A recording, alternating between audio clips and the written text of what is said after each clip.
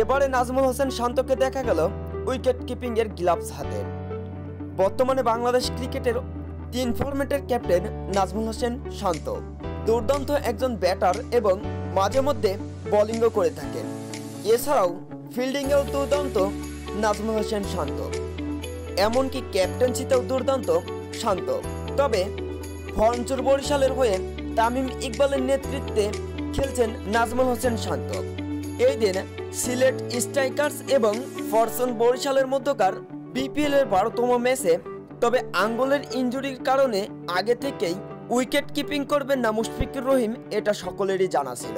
তবে গ্লাভস হাতে উইকেটের পিছনে উইকেট কিপিং করবেন কেটা, এটা নিয়ে ছিল শঙ্কা।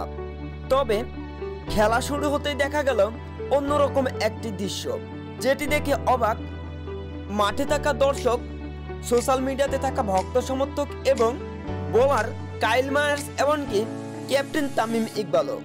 গ্লাভস হাতে এই দিন উইকেট কিপিং করতে দেখা যায় নাজমুল হোসেন শান্তকে। এক শান্তই দেখা যায় কত রকম রোলে। নাজমুল হোসেন শান্ত তিনি কখনো ক্যাপ্টেন, কখনো ব্যাটসম্যান, কখনো ফিল্ডার, আবার কখনো কখনো নাজমুল হোসেন শান্ত হয়ে উঠছেন একজন বোলার। এমনকি নাজমুল হোসেন শান্ত এবারে তো সকলকে চমকিয়ে দিয়ে উইকেট কিপিং এর পিছনে দাঁড়িয়ে গেলেন, যেটা অন্যরকম একটি মুহূর্ত ছিল নাজমুল হোসেন শান্তর ভক্তদের কাছে।